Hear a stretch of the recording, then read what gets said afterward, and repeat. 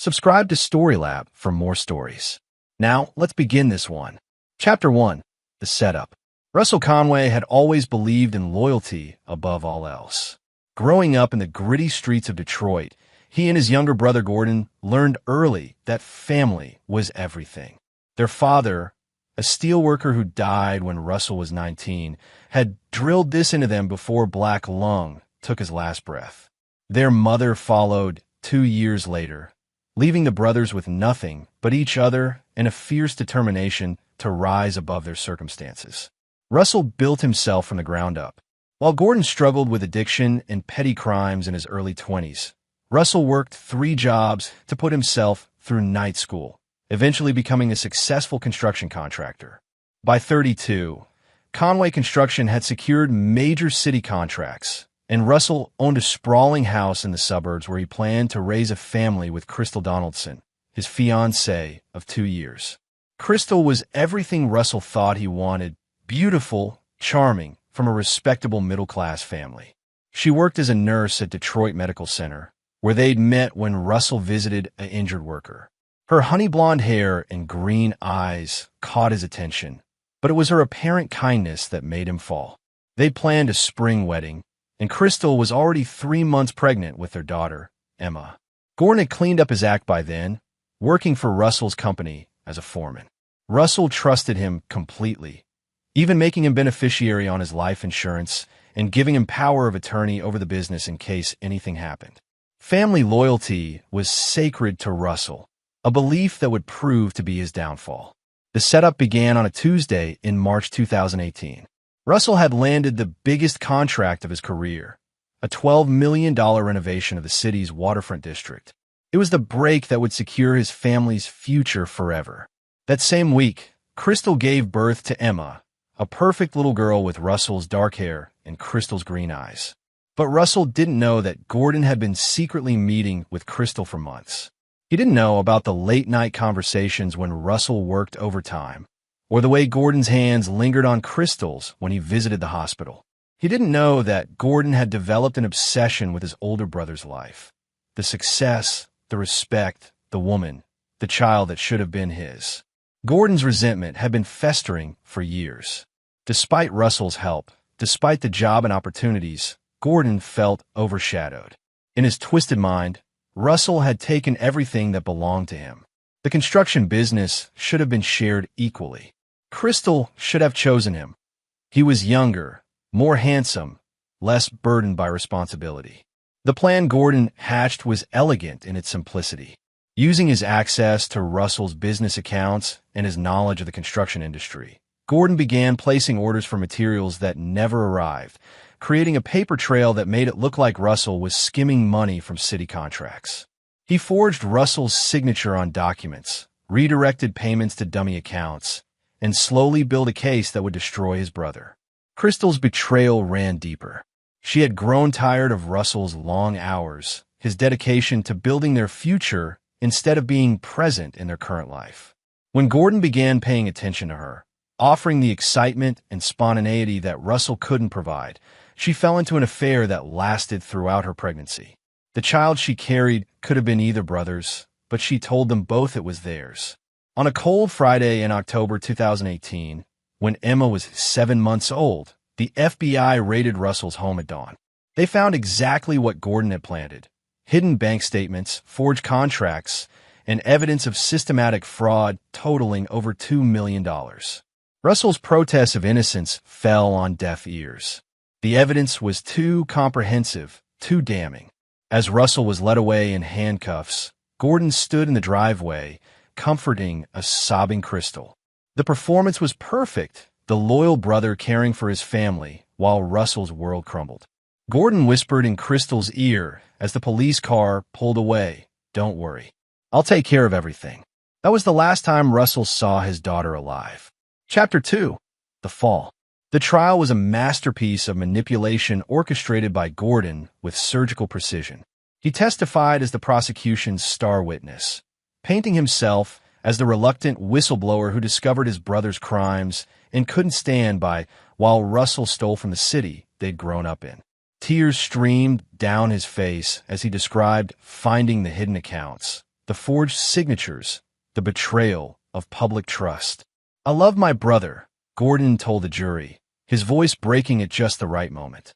"But I couldn't let him hurt innocent people. The taxpayers of this city trusted Conway Construction and Russell. He violated that trust." Crystal's testimony was equally devastating. She described a man consumed by greed, who worked obsessively and had become secretive about money. She spoke of Russell's anger when questioned about finances, his paranoia about competitors, his increasing isolation from family. She painted the picture of a man capable of exactly the crimes he was accused of. "I wanted to believe in him," Crystal said, dabbing her eyes with a tissue. But the signs were all there. The late nights, the secretive phone calls, the way he snapped when I asked about our future. I was afraid to confront him directly. Russell's court-appointed attorney was overwhelmed by the evidence. Bank records, email trails, signed contracts. Everything pointed to a systematic embezzlement scheme. The attorney advised taking a plea deal, but Russell refused. He maintained his innocence, even as witness after witness described suspicious activities, unexplained wealth, and secretive behavior. The prosecution's case was airtight because Gordon had spent 2 years building it. Every piece of evidence was real. It just wasn't Russell who created it. The forged signatures were perfect because Gordon had been copying Russell's handwriting since childhood. The financial records were legitimate because Gordon had access to all of Russell's accounts. The timeline worked because Gordon had carefully orchestrated every step. During the trial, Russell watched Crystal testify against him while Gordon sat in the front row, occasionally comforting her when the testimony became emotional. Russell noticed things others missed. The way Crystal's eyes found Gordon's during difficult questions, the subtle nods Gordon gave her when she hesitated, the fact that they never looked directly at Russell, but constantly communicated with each other. But Russell's court-appointed lawyer dismissed his suspicions as desperate deflection. The evidence was overwhelming, and juries didn't like defendants who blamed family members for their crimes. Russell was painted as a man so narcissistic he would destroy his own brother rather than accept responsibility. The jury deliberated for less than 6 hours. Guilty on all counts: fraud, embezzlement, conspiracy, and corruption. The judge, a stern woman named Patricia Hayes, sentenced Russell to 15 years in federal prison, though she noted he could be eligible for parole in 5 with good behavior. "You had everything," Judge Hayes told Russell during sentencing. "A successful business, a loving family, the respect of your community. You threw it all away for money you didn't even need. Your brother and fiancée will now have to rebuild their lives from the ruins you created." As Russell was led away, he turned for one last look at the courtroom. Gordon had his arm around Crystal, who was holding baby Emma. Gordon caught Russell's eye, and, for just a moment, the mask slipped. Russell saw the satisfied smirk, the cold calculation, the complete absence of remorse. In that instant, Russell understood the depth of the betrayal and made a silent promise. He would survive prison, and he would return. Gordon leaned down and whispered something in Crystal's ear. She looked up at him with adoration, then at Russell with disgust. They had everything they wanted now: the business, the house, the life Russell had built. They had Emma, though Russell noticed Gordon holding her with the possessiveness of a father, not an uncle. But what Gordon didn't know, what neither of them realized in their moment of triumph, was that Russell Conway was not a man who broke. He was a man who adapted, who learned, who planned. And in federal prison, he would have 5 years to plan very carefully. The last thing Russell heard as the courtroom doors closed was Emma's cry, a sound that would haunt his dreams and fuel his determination through every dark night of the years to come. Chapter 3: The Prison Education. Federal Correctional Institution Elkton was not the kind of place where innocent men went to find justice. It was a place where the guilty learned to be more efficient predators, and where the rare innocent man either broke completely or emerged as something far more dangerous than he'd ever been on the outside. Russell Conway chose the latter path. His first 6 months were the hardest. The other inmates could smell his middle-class background like blood in the water. His soft hands, his educated vocabulary, his persistent claims of innocence. Everything marked him as prey. He was robbed, beaten, and worse. Guards who'd read about his case in the papers treated him like just another white-collar criminal who thought he was better than everyone else. But Russell had advantages his tormentors didn't anticipate. Growing up poor had taught him to fight dirty when necessary. Working construction had given him functional strength, and the betrayal by his family had burned away every soft impulse he'd ever possessed. When a skinhead named Abel Spence tried to make Russell his girlfriend in month 7, Russell waited until the man was asleep and beat him unconscious with a sock full of batteries. The attack put Russell in solitary confinement for 30 days, but it also earned him a reputation. He wasn't an easy mark anymore. He was a man with nothing left to lose, which made him the most dangerous kind of prisoner. In solitary, Russell began a plan. He had 5 years to prepare for his return, and he intended to use every minute. He started by writing letters, careful, subtle inquiries to old friends and business contacts. He discovered that Gordon had indeed taken over Conway Construction, with Crystal as his wife and partner. They'd moved into Russell's old house and were raising Emma as their own daughter. The business was thriving under Gordon's leadership, though Russell's sources hinted at corners being cut and safety standards being ignored. Gordon had married Crystal 6 months after Russell's sentencing, claiming it was to provide stability for Emma and to honor his brother's wishes. The local community saw Gordon as a hero who'd stepped up after his brother's fall from grace. But Russell's real education began when he met Eduardo Dugan, a lifer serving time for multiple murders. Eduardo was in his 60s, a former enforcer for Detroit's Irish mob who'd been caught in a federal racketeering case.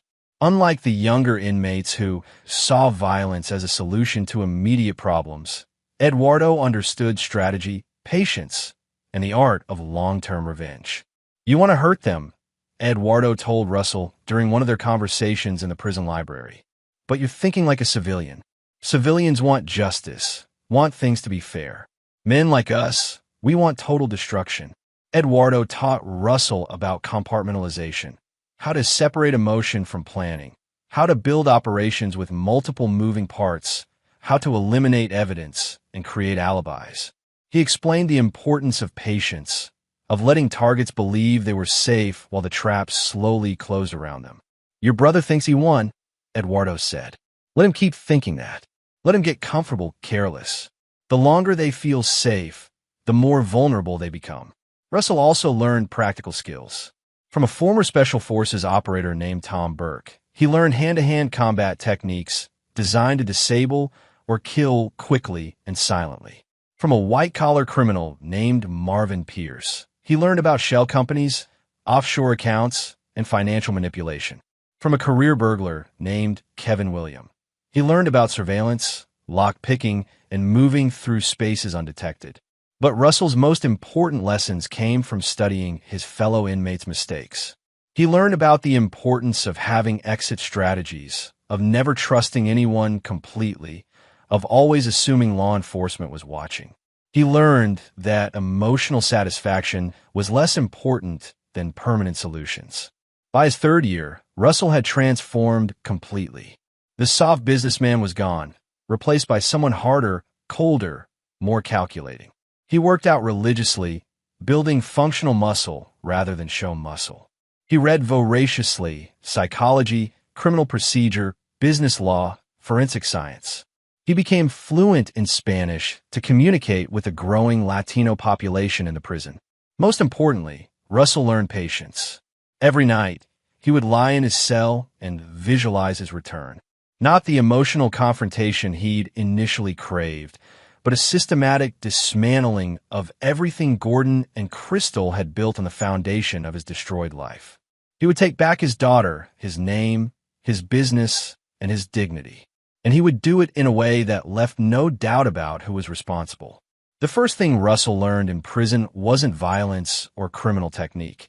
It was that innocent men who survive long-term incarceration become something entirely different from what they were before. They become instruments of precise, calculated justice that the legal system had failed to provide. Gordon and Crystal had won the first round by destroying Russell Conway. the naive businessman who believed in family loyalty and legal justice. But they had no idea how to defend against what Russell Conway was becoming, a man with nothing left to lose and 5 years to plan the perfect revenge. As Russell's release date approached, he began reaching out to certain connections he'd made. Eduardo had introduced him to people on the outside, associates who specialized in information gathering, document creation, and other services that couldn't be found through legitimate channels. Russell began building the infrastructure. On his last night in Elkton, Russell sat in his cell reviewing the plan he'd spent 5 years perfecting. Every detail had been considered, every contingency planned for. Gordon and Crystal thought they were safe in their stolen life, but they had no idea that their victim had spent half a decade learning how to be their executioner. Chapter 4. The Return. The first snow of November 2023 was falling when Russell Conway walked out of Federal Correctional Institution Elkton. He carried a single duffel bag containing clothes donated by a prison charity and $47 in gate money. To any observer, he looked like just another ex-convict starting over, lean, weathered, with prematurely gray hair and the 1,000-yard stare common to men who'd seen too much. But Russell wasn't starting over. He was beginning the final phase of a plan 5 years in the making. His first stop was a storage unit in Cleveland, rented under a false identity through an intermediary Eduardo had connected him with. Inside, Russell found everything he'd arranged to be waiting. Clean identification documents, a used car with Ohio plates, camping gear, and most importantly, detailed surveillance files on Gordon and Crystal's lives compiled over the past year by a private investigator named Simon Hardy. Hardy was a former Detroit police detective who'd been forced into early retirement after a corruption scandal. He specialized in discreet investigations for clients who couldn't use legitimate channels. Russell had contacted him through Eduardo's network, paying for his services with money he'd earned through prison labor and contributions from sympathetic former employees who still believed in his innocence. The files painted a picture of lives built on Russell's foundation. Gordon had indeed taken over Conway Construction, expanding it into the largest contractor in the Detroit metropolitan area. The company now employed over 200 people and held contracts worth $30 million annually. Gordon and Crystal lived in Russell's former home, a 5-bedroom colonial in Birmingham that Russell had bought the year before his arrest. Most painfully, the files contained recent photographs of Emma. She was now 5 years old, a beautiful child with Russell's dark hair but Crystal's green eyes. She called Gordon Daddy and had no memory of Russell. According to the surveillance, she was enrolled in an expensive private school and excelled in gymnastics and piano, activities Russell had dreamed of providing for his daughter. But the files also revealed vulnerabilities. Gordon had become complacent in his success, taking risks he would never have dared when Russell was around to watch over him. He was having an affair with his secretary, a young woman named Kelly Aldrich who had no idea about Gordon's history. Crystal had developed a drinking problem that she hid behind charity work and social activities. The marriage appeared strained, held together more by shared guilt and financial dependence than love. Most importantly, Hardy had discovered that Emma wasn't Gordon's biological daughter. DNA evidence from medical records showed she was definitely Russell's child, conceived before Crystal's affair began. This knowledge would be crucial for Russell's plans, as it gave him legal standing to claim parental rights despite his criminal record. Russell spent his first 3 weeks living in a rented cabin in rural Michigan, studying the surveillance files and refining his strategy. He learned in prison that successful operations required multiple phases, each designed to achieve specific objectives while maintaining plausible deniability. Phase 1 would be reconnaissance and preparation. Russell needed to observe his targets directly, understand their current routines, and identify the best approach vectors. He also needed to establish a new identity and acquire resources for the phases to come. Phase 2 would be psychological warfare. Rather than immediately confronting Gordon and Crystal, Russell would slowly introduce chaos into their lives, making them paranoid and turning them against each other. Guilty people always assumed their past was catching up with them. Russell intended to exploit that guilt. Phase 3 would be the revelation and reckoning. Only after Gordon and Crystal had been thoroughly destabilized would Russell reveal himself and begin the systematic destruction of everything they'd built on his stolen life. Russell began Phase 1 by renting a small apartment in Ferndale using identification papers that listed him as Arthur Ware, a freelance consultant. The apartment was perfect for surveillance, close enough to monitor his targets, but far enough away to avoid accidental encounters. He purchased used vehicles, surveillance equipment, and other tools he would need. His first direct observation of Gordon came on a Tuesday evening in December. Russell sat in his car outside Conway Construction's main office, watching through binoculars as Gordon emerged from the building that had once been Russell's pride and joy. Gordon had gained weight and lost hair in the 5 years since the trial, but he carried himself with the confidence of a successful businessman. He drove a new BMW, paid for with money that rightfully belonged to Russell. The following Thursday, Russell observed Crystal picking up Emma from school. Seeing his daughter for the first time in 5 years nearly broke Russell's composure. Emma was beautiful, intelligent-looking, full of life. But she walked hand in hand with the woman who had betrayed Russell and the man who had destroyed his life, calling them her parents while Russell remained a stranger to his own child. That night, Russell sat in his apartment studying photographs of Emma and made a decision that would define everything that followed. He would not simply destroy Gordon and Crystal. He would take back his daughter and rebuild the life they had stolen from him. But first, he needed to ensure that Emma would be safe during the war he was about to unleash. Russell's first move was to contact a family law attorney named Jeffrey Green, a former prosecutor who specialized in complex custody cases. Using his Arthur Ware identity, Russell hired Green to research the legal procedures for establishing paternal rights in cases involving criminal history and extended absence. Green's research confirmed that Russell had legal grounds to claim custody, especially if he could prove that Emma was being raised in an unstable environment. The key would be documenting Gordon and Crystal's unfitness as parents while demonstrating Russell's rehabilitation and ability to provide a stable home. As Christmas 2023 approached, Russell began implementing Phase 2 of his plan. He started with small actions designed to create anxiety and suspicion in his targets' lives. Anonymous tips to building inspectors resulted in surprise inspections of Conway Construction job sites. Mysterious phone calls to Crystal's friends hinted at secrets in her past. Subtle surveillance of Gordon's affair was documented and strategically leaked to create tension in his marriage. The beauty of psychological warfare was that guilty people did most of the work themselves. Gordon and Crystal had lived for 5 years with the knowledge of what they'd done to Russell. When strange events began happening around them, their minds immediately jumped to the possibility that somehow their past was catching up with them. Russell watched from the shadows as his former life slowly began to unravel, just as his had 5 years earlier. But this time, he was the one holding the strings. Chapter 5, The Trap Titans. By January 2024, the psychological pressure on Gordon and Crystal had begun to show. Russell observed them from his various surveillance positions, documenting their increasing paranoia and the cracks forming in their relationship. Gordon had become suspicious of everyone around him, convinced that someone was investigating his business. Crystal had increased her drinking and was seeing a therapist twice a week. Russell's anonymous tips had triggered a cascade of legitimate investigations.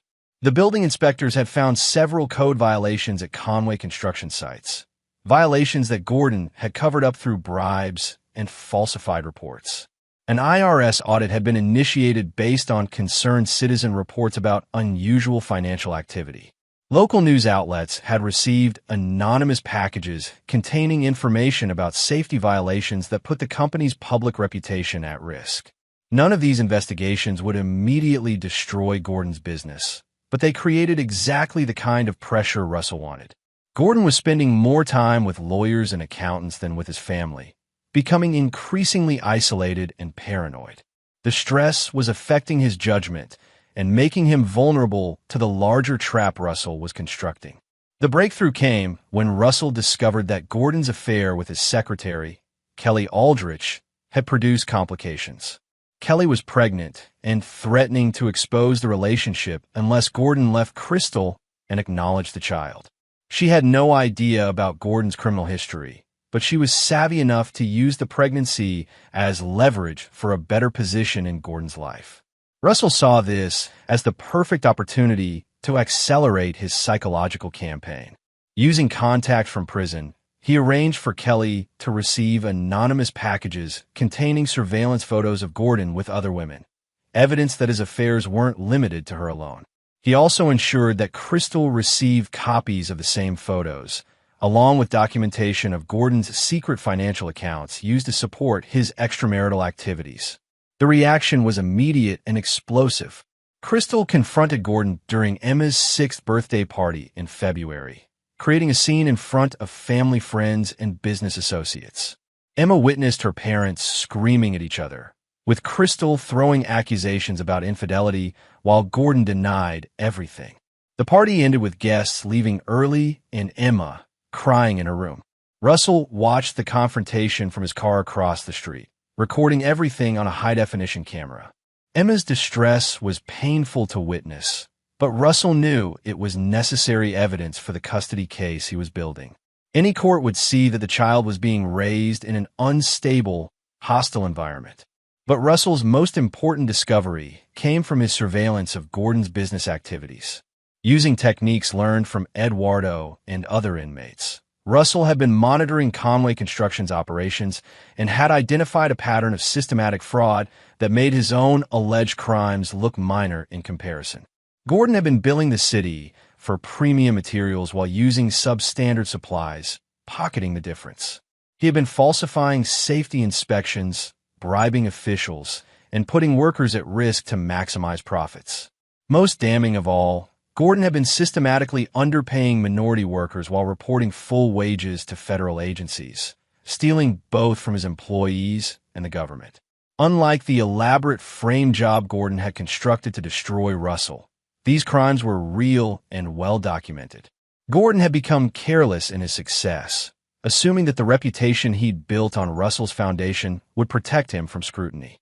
He had no idea that every falsified document, every bribe, every safety violation was being carefully cataloged by the man he destroyed. Russell spent weeks building comprehensive files on Gordon's criminal enterprise, using prison contacts to verify information and create ironclad cases. Unlike Gordon's frame job, Russell's evidence was legitimate and would hold up under the most intense legal scrutiny. Meanwhile, Crystal's drinking had escalated to the point where she was barely functional during the day. She had been arrested for drunk driving in March, an incident that Gordon had covered up through political connections and legal maneuvering. But Russell had copies of the police reports and dashcam footage showing Crystal barely able to stand during field sobriety tests. The arrest had occurred while Emma was in the car. This was the evidence Russell had been waiting for, clear proof that Emma was in danger while in Crystal's care. The drunk driving incident, combined with the documented domestic violence between Gordon and Crystal, gave Russell everything he needed to file for emergency custody. But Russell wasn't ready to reveal himself yet. Phase 2 required one more element, turning Gordon and Crystal completely against each other so that they would be too busy destroying each other to mount an effective defense when Russell finally emerged from the shadows. The opportunity came when Russell discovered that Crystal had been embezzling money from the children's charity she chaired. Her drinking problem had led to desperate financial decisions as she tried to hide her addiction from Gordon. She had been stealing from donation accounts to pay for private treatment facilities and to cover gambling debts she'd accumulated during lonely nights when Gordon was with his mistresses. Russell arranged for this information to reach Gordon through an anonymous tip to his accountant. At the same time, he ensured that Crystal received evidence of Gordon's most recent affair, not just with Kelly, but with a married client whose husband had mob connections. Russell had learned in prison that the most effective destruction came from letting people's own choices destroy them. The final confrontation between Gordon and Crystal occurred on a rainy Thursday in April. Russell watched from across the street as police cars arrived at his former home, called by neighbors who reported screaming and the sound of breaking glass. Both Gordon and Crystal were arrested for domestic violence, and Emma was taken into temporary protective custody by Child Protective Services. As Russell watched Emma being led to a social worker's car, still wearing her school uniform and clutching a stuffed animal, he knew that Phase 2 was complete. Gordon and Crystal had destroyed themselves exactly as Russell had known they would, because guilty people always turn on each other when pressure mounted. But Russell felt no satisfaction watching Emma's confusion and fear. His daughter was innocent in all of this, and seeing her pain reminded him that his revenge could never be complete until she was safe in his arms. Everything he had done, every moment of patient planning, had been for this moment when he could finally step out of the shadows and reclaim what was rightfully his. The time had come for Phase 3, the revelation that would show Gordon and Crystal exactly who had orchestrated their downfall, and the reckoning that would restore Russell Conway to his rightful place as Emma's father. Chapter 6. The Revelation. The call came to Gordon's attorney on a Tuesday morning in May, requesting a meeting regarding matters of mutual interest concerning Conway construction and recent family difficulties. The caller identified himself as Arthur Ware, a consultant representing interested parties who might be able to help resolve Gordon's mounting legal problems. Gordon, desperate after weeks of criminal investigations, civil lawsuits, and family court proceedings, agreed to the meeting. His world was collapsing faster than he could manage. The IRS audit had uncovered systematic tax fraud. Building inspectors had shut down 3 major job sites. Crystal was in rehab after her second DUI arrest, and the custody battle for Emma was draining his resources. He needed allies, and a mysterious consultant offering help seemed like a lifeline. The meeting was arranged for Thursday evening at a restaurant in downtown Detroit, neutral ground where Gordon would feel safe. Russell arrived early, choosing a corner booth where he could observe Gordon's entrance while remaining partially concealed. He wore a well-tailored suit and had styled his hair differently, but he hadn't attempted to completely disguise his appearance. He wanted Gordon to recognize him, but only at the moment of Russell's choosing. Gordon entered the restaurant exactly on time, scanning the dining room for his mysterious contact. He looked haggard, older than his 38 years. The stress of recent months had taken a visible toll, and Russell could see the paranoia in the way Gordon checked over his shoulder and positioned himself with a view of all exits. Russell watched Gordon for several minutes before signaling the hostess. As Gordon was led to the corner booth, Russell kept his head down, studying the menu until Gordon was seated directly across from him. Only then did Russell slowly raise his eyes to meet his brother's gaze. The recognition was instantaneous and devastating. Gordon's face went white, then red, then white again. His mouth opened and closed soundlessly, like a fish gasping for air. For a moment, Russell thought Gordon might have a heart attack right there in the restaurant. "Hello, Gordon," Russell said quietly, his voice carrying none of the emotion he felt. "Thank you for agreeing to meet with me." Gordon's hand shook as he reached for his water glass. You're supposed to be in prison. I was released 6 months ago. Good behavior, you know. Amazing how much you can learn about patience and planning when you have 5 years to think about things. Gordon's eyes darted around the restaurant, looking for escape routes or potential threats. "What do you want, Russell?" "I want to discuss the future of Conway Construction, the custody of my daughter, and the resolution of certain outstanding issues between us." Russell's tone was conversational, almost pleasant. "I assume you've been having some difficulties lately?" "I don't know what you're talking about." Russell smiled, a cold expression that didn't reach his eyes. "The IRS audit, the building violations, the domestic violence charges, Crystal's drinking problem, your pregnant mistress, the embezzlement from the children's charity. Did I miss anything?" Gordon's face went ashen. "How do you know about all of that?" "Gordon, I've been watching you for months. Every meeting with your lawyer, every conversation with your accountant, every fight with Crystal. I know about your bribes to city officials, your use of substandard materials, your systematic theft from minority workers. I know about Kelly Aldrich's pregnancy and your wife's gambling debts. I know everything. You can't prove any of that." Russell placed a thick manila envelope on the table between them. "Actually, I can. Financial records, photographs, recorded conversations, witness statements. everything a prosecutor would need to put you away for the next 20 years. The same kind of comprehensive evidence you fabricated to destroy me. Except this time, it's all real. Gordon's hand trembled as he reached for the envelope, then stopped. What do you want? I told you.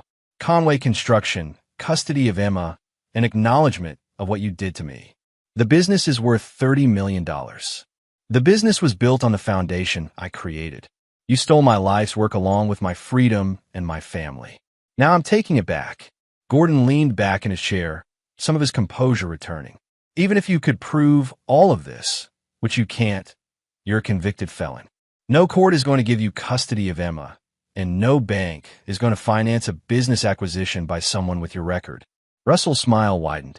You're right about my record. That's why Arthur, where we'll be acquiring Conway Construction through a series of shell companies, and why Emma's biological father will be filing for custody based on evidence of an unstable home environment. Arthur Ware, a consultant who's been documenting your criminal activities for the past 6 months. He has no criminal record, excellent references, and sufficient financial backing to acquire distressed construction companies. Russell paused. Amazing what you can accomplish with proper planning and the right connections. The blood drained from Gordon's face as he began to understand the scope of Russell's operation. You've been planning this since you got out. I've been planning this since the day you betrayed me. Every moment in prison, every night in solitary confinement, every time I thought about Emma growing up calling you daddy, I planned exactly how I would destroy you. Gordon's voice dropped to a whisper. She's my daughter too, Russell. Crystal and I, we raised her. We love her. Russell's mask slipped for the first time, revealing the depth of his rage. You love her? You stole 5 years of my daughter's life. You made her call the man who framed her father daddy, while I rotted in a cell for crimes you committed. You put her in a car with a drunk driver and exposed her to domestic violence. That's not love, Gordon. That's selfishness. What do you want me to do? Transfer ownership of Conway Construction to Arthur, Ware's holding company, for the bargain price of $1. Admit in writing that you framed me for crimes you committed, and disappear from Emma's life forever. And if I refuse? Russell slid a second envelope across the table. Then these documents go to the FBI, the IRS, the State Attorney General, and every major news outlet in Michigan. You'll spend the next 20 years in federal prison. Crystal will lose her children's charity and face embezzlement charges, and Emma will end up in foster care while you both fight extradition and appeals. Gordon opened the second envelope with shaking hands. Inside were copies of the criminal evidence Russell had gathered, along with a detailed timeline showing how Gordon had systematically destroyed his brother's life. The evidence was overwhelming, professionally presented, and utterly damning. Why give me a choice? Gordon asked. You could just destroy me. Because Emma has already lost enough. She doesn't need to watch her father figure go to prison in handcuffs. She doesn't need to have her entire world torn apart again. Russell's voice softened slightly. Despite everything you've done, you're still my brother. And Emma loves you, even though you don't deserve it. Gordon sat in silence for several minutes, studying the documents and weighing his options. Finally, he looked up at Russell with something that might have been respect. How long do I have? 72 hours to make your decision. After that, the choice gets made for you.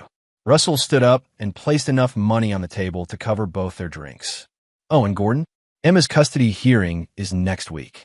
I'll be there to petition for emergency placement with her biological father, who can provide documentation of rehabilitation, stable employment, and a safe home environment.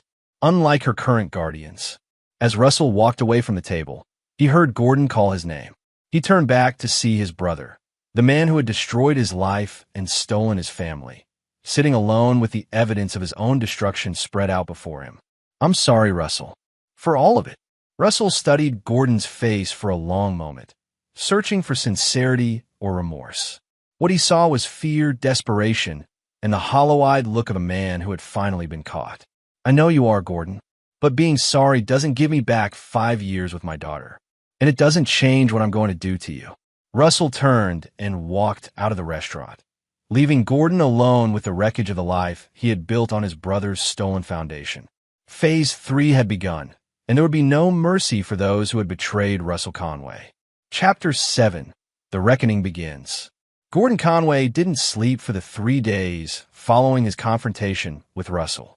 He paced his empty house like a caged animal, alternating between rage and desperation as he weighed his impossible options. Crystal was still in rehab. Emma was in protective custody, and his business empire was crumbling under the weight of multiple investigations, all orchestrated by the brother he had destroyed 5 years earlier. On Friday morning, exactly 72 hours after their meeting, Gordon made his choice. He called his attorney and arranged to meet Russell at a downtown law office to sign the documents transferring Conway Construction to Arthur Ware Shell Company. The purchase price, as Russell had stipulated, was $1. Russell arrived at the law office dressed in an expensive suit, looking every inch the successful businessman he had once been. Gone was any trace of the broken man who had been led away in handcuffs 5 years earlier. In his place was someone harder, colder, more dangerous, a man who had learned patience and precision in the crucible of federal prison. "You look good, Russell," Gordon said as they sat across from each other at the conference table. Prison was educational, more than you could imagine. Russell's voice carried no warmth, no trace of the brotherly affection that had once existed between them.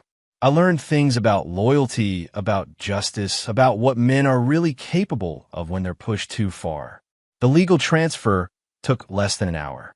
Gordon signed document after document, watching his life's work, built on the foundation of Russell's destroyed dreams, pass into the hands of his victim.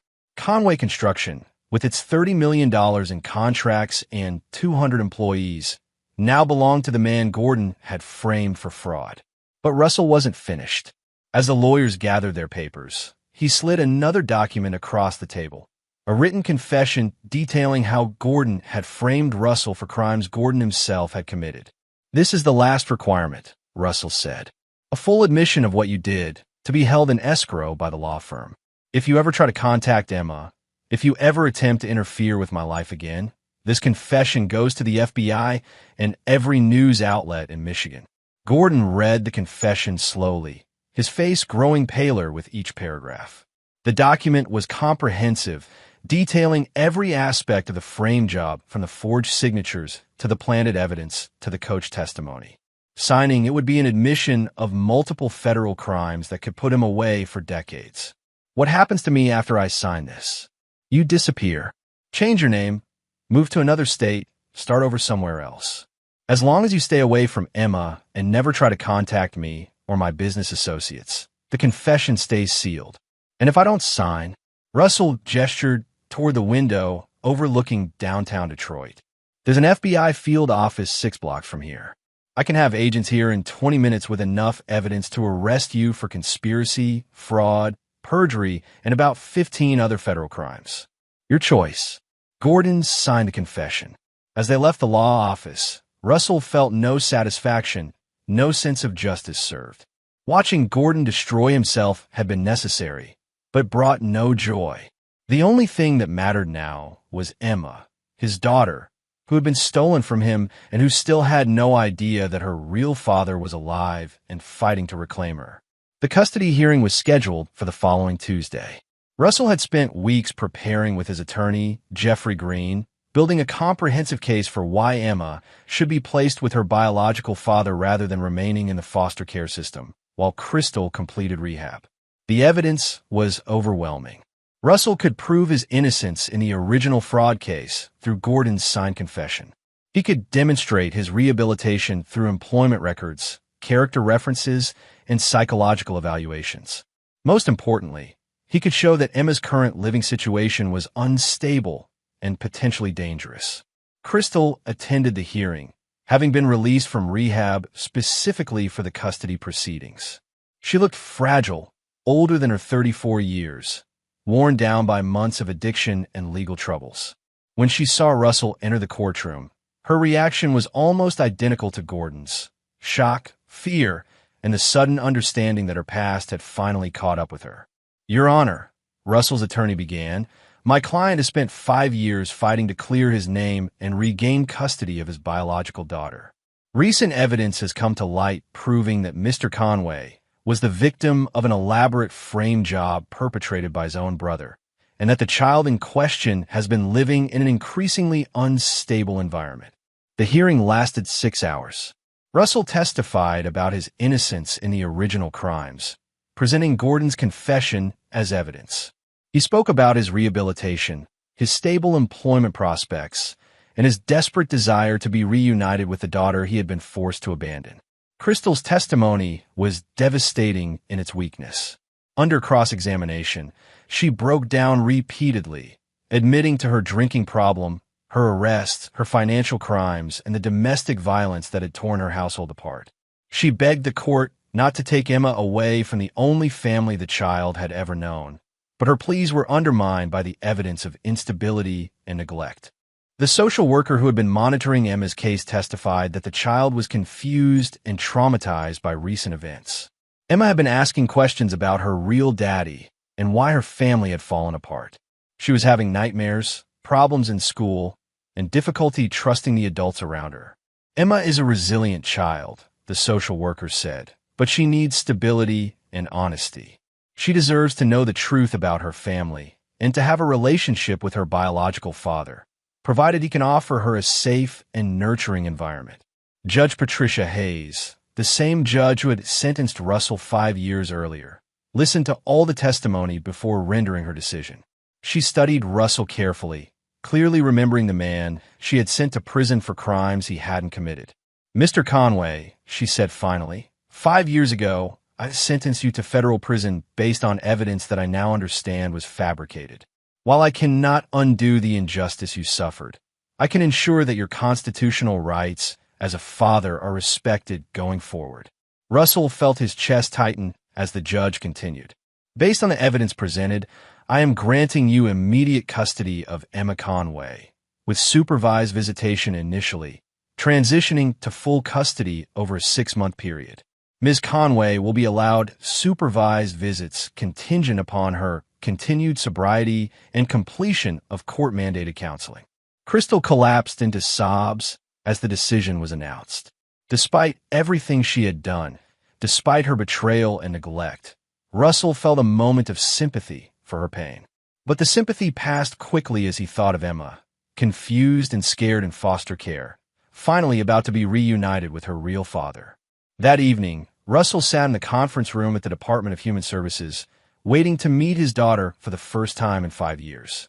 His hands shook as he heard small footsteps in the hallway, and his heart nearly stopped when Emma walked through the door. She was beautiful, small for her age, with Russell's dark hair and Crystal's green eyes, wearing a pink dress that was slightly too big for her. She clutched a worn stuffed rabbit and looked at Russell with curious but cautious eyes. "Emma," Russell said softly, kneeling down to her level. "I'm your daddy. Your real daddy." Emma studied his face carefully. "Mommy Crystal said my real daddy was bad and went away. I did go away, sweetheart, but not because I was bad. Some people told lies about me, and I had to go away for a while. But I never stopped loving you, and I never stopped trying to come back to you." Emma took a tentative step forward. "Are you going to take care of me now?" Russell's voice caught in his throat. "Yes, baby girl. I'm going to take care of you forever. I promise." For the first time in 5 years, Russell Conway felt something approaching peace.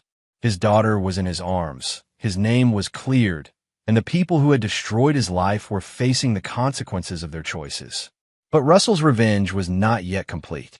Gordon had been neutralized and Crystal had been removed from Emma's life. But there were others who had participated in his destruction, witnesses who had lied, officials who had been bribed, lawyers who had covered up the truth. Russell had learned in prison that justice was not a single act, but a process, and his process was far from finished. Chapter 8. The Network Unravels. 6 months after regaining custody of Emma, Russell Conway had methodically begun dismantling the network of corruption that had enabled his destruction. Operating through Arthur Ware's business empire, which now included not just Conway Construction, but several subsidiary companies, Russell had the resources and legitimate cover he needed to pursue his remaining targets. Emma was thriving in her new life with Russell. The supervised visits had ended after 3 months when court-appointed psychologists determined that she was happier and more stable than she had been in years. She attended a new private school where she excelled academically and had made close friends. Most importantly, she had stopped having nightmares and had begun calling Russell Daddy without hesitation. But Russell's paternal responsibilities didn't prevent him from continuing his methodical pursuit of justice. He had learned in prison that systematic corruption required systematic destruction, and Gordon's frame job had involved far more people than just his brother and Crystal. Russell's first target was Detective Arnold Richmond, the lead investigator who had built the case against Russell with suspicious efficiency. Richmond had since been promoted to captain, partially based on his success in prosecuting the Conway construction fraud case. But Russell's prison contacts had provided information suggesting that Richmond had a history of manufactured evidence and perjured testimony in high-profile cases. Using private investigators and forensic accountants, Russell began examining Richmond's other cases, looking for patterns of evidence fabrication and witness manipulation. What he found was a systematic pattern of corruption stretching back over a decade. Richmond had been taking payments from various sources to ensure that certain cases were prosecuted aggressively, while others were ignored or mishandled. The investigation took months, but Russell was patient. He had learned that rushed revenge was sloppy revenge, and sloppy revenge created loose ends that could threaten Emma's security. Every piece of evidence was carefully verified. Every witness statement was corroborated. Every financial record was authenticated. When Russell finally presented his findings to the FBI's Internal Affairs Division, the evidence was overwhelming. Richmond was arrested on federal corruption charges and faced potential sentences that would keep him in prison for the rest of his life. The arrest made front-page news, validating Russell's patience and methodical approach. But Richmond's downfall served a larger purpose beyond mere revenge. His arrest triggered a review of every case he had handled, including Russell's original prosecution. When federal investigators examined the Conway construction case with the benefit of Gordon's confession and Richmond's corrupt practices, they quickly determined that Russell had been the victim of a massive frame job. The exoneration was comprehensive and public. Russell received a formal apology from the U.S. Attorney's Office, and the federal government agreed to a substantial settlement for his wrongful conviction.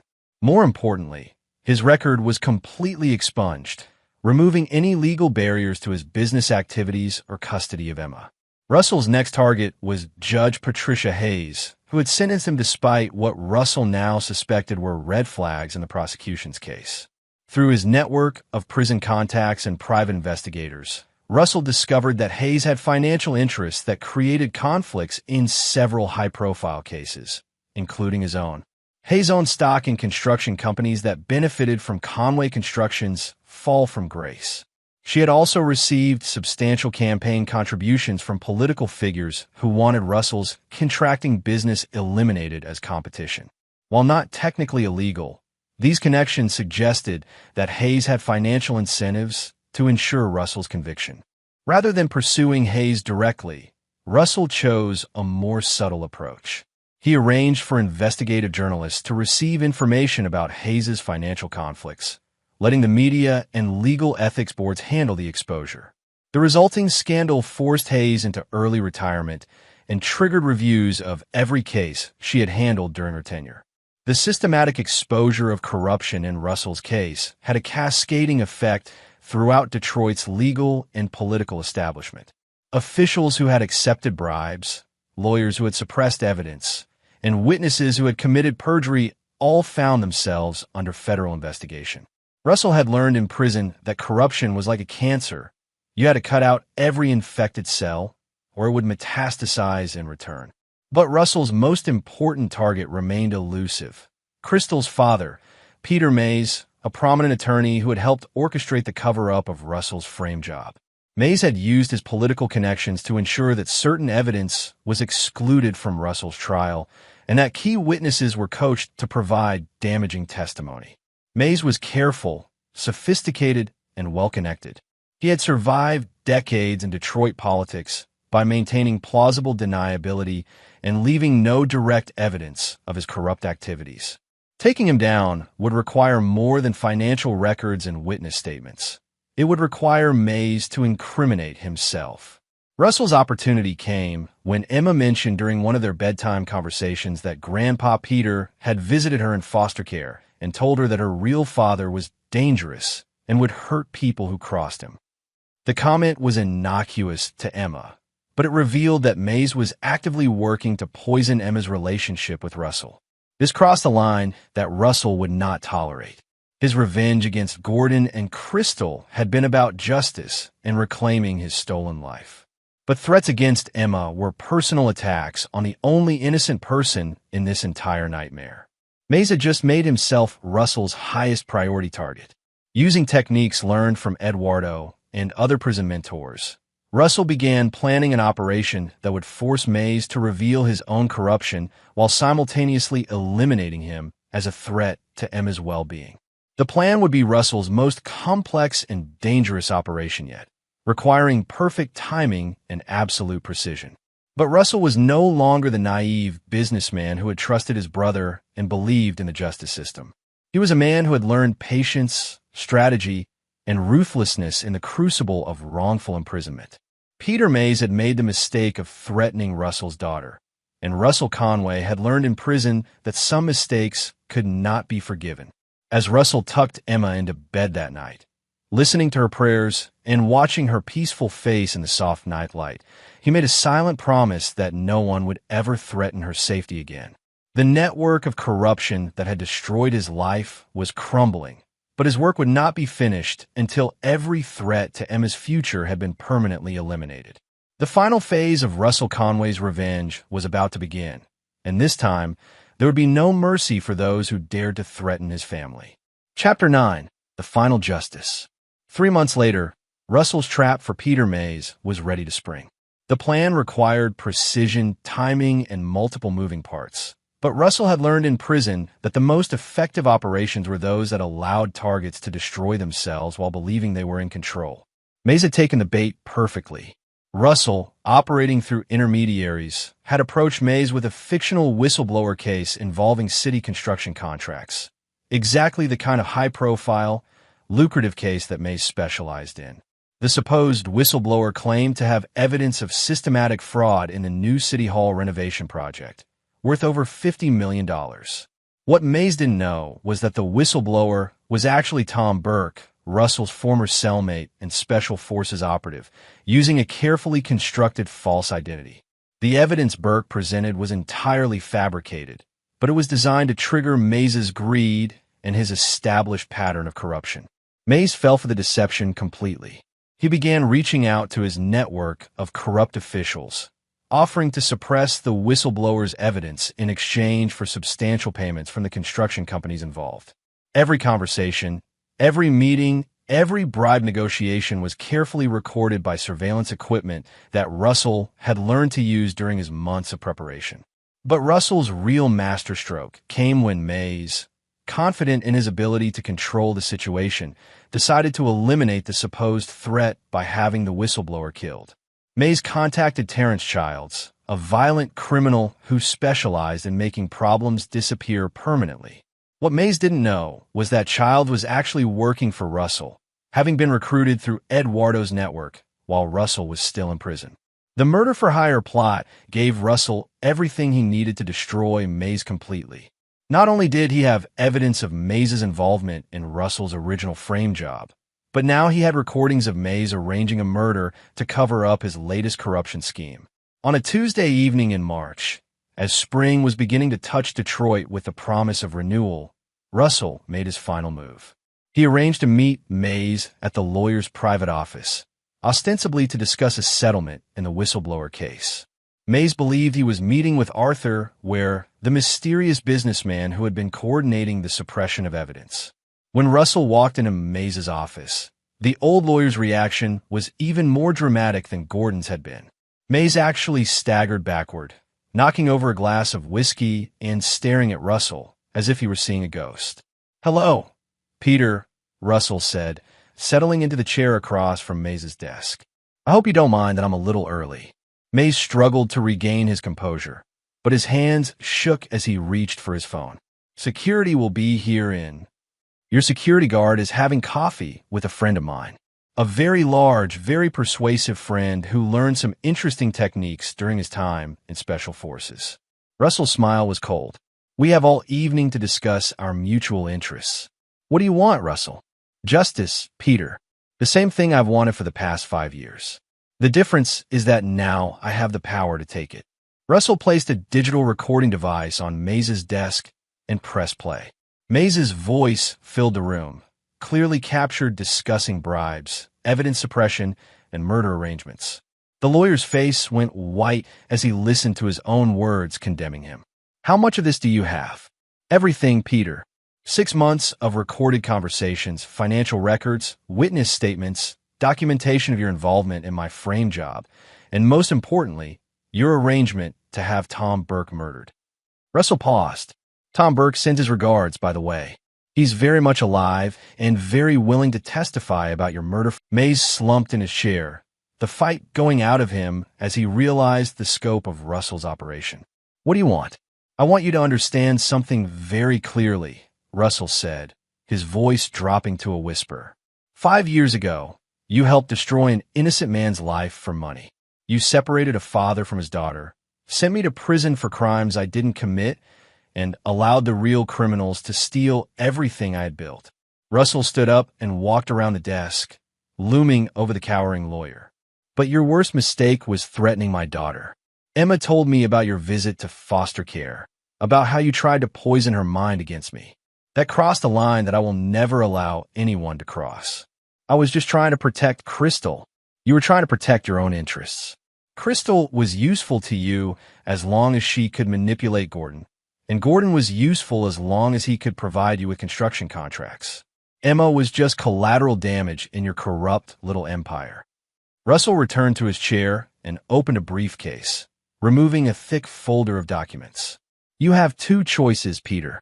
The first choice is that these recordings go to the FBI tomorrow morning, along with evidence of every corrupt deal you've made over the past 20 years. You'll spend whatever's left of your miserable life in federal prison, and your family will live with the shame of your crimes. And the second choice? Russell slid a document across the desk. You confess to your role in framing me.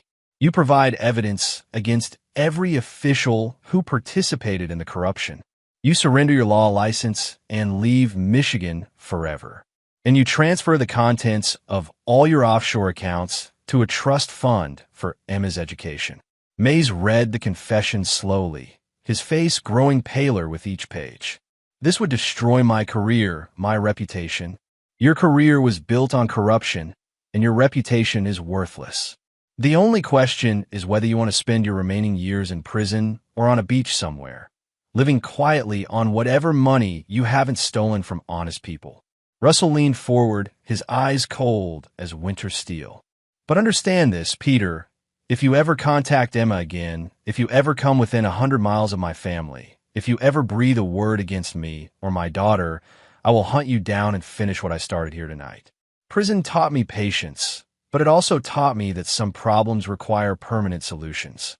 The threat was unmistakable, and Mays clearly understood that the man sitting across from him was no longer the naive businessman who had trusted in family loyalty and legal justice.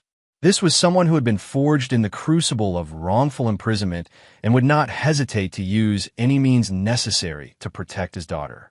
Mays signed the confession.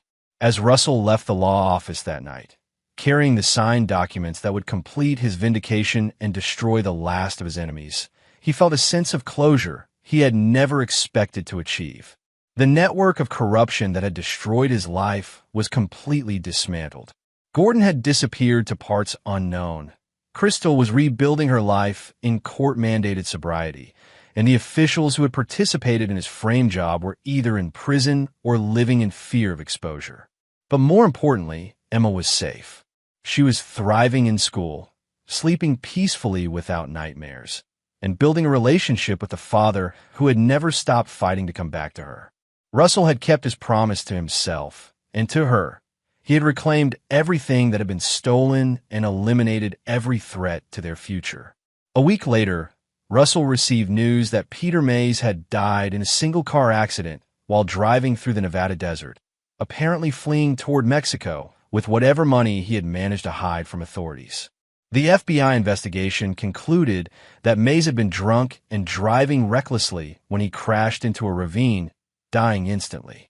Russell felt no satisfaction at the news of Mays's death. His revenge had never been about killing his enemies. It had been about justice, about reclaiming his stolen life, and about protecting Emma from those who would harm her. That Mays had chosen to flee rather than face the consequences of his actions was simply the final proof of his cowardice. 6 months later, Russell and Emma moved into a new house in a quiet suburb outside Detroit. Russell had sold Conway Construction for a substantial profit and was starting a new business focused on ethical construction practices and worker safety. Everything his original company had stood for before Gordon's corruption. Emma was excelling in her new school and had made close friends with children from stable, loving families. She still asked questions about her early childhood and the family disruption she had experienced, but Russell answered honestly and age-appropriately, helping her understand that sometimes adults made bad choices that hurt innocent people. On Emma's 7th birthday, as Russell watched her blow out candles surrounded by friends and their families, he reflected on the journey that had brought them to this moment. 5 years in prison had taken away precious time with his daughter, but it had also taught him the value of patience, the importance of justice, and the lengths a father would go to protect his child. Russell Conway had learned the most important lesson of all, that forgiveness was not always possible, that some betrayals could never be forgotten, and that sometimes the only justice available was the justice you created for yourself. He had emerged from his crucible not as a broken man seeking revenge, but as a father who would never again allow anyone to threaten his family. As Emma ran to him with chocolate frosting on her face and threw her arms around his neck, Russell knew that his long journey through darkness was finally complete. The innocent man who had been destroyed 5 years earlier was gone forever, replaced by someone harder, wiser, and absolutely devoted to protecting the only person who truly mattered. Russell Conway had learned to be ruthless when necessary, but he had never forgotten how to love. And for Emma, that love would always... This is where our story comes to an end. Share your thoughts in the comments section. Thanks for your precious time. If you enjoyed this story, then please make sure you subscribe to this channel. That would help me a lot. Click on the video you see on the screen, and I will see you there.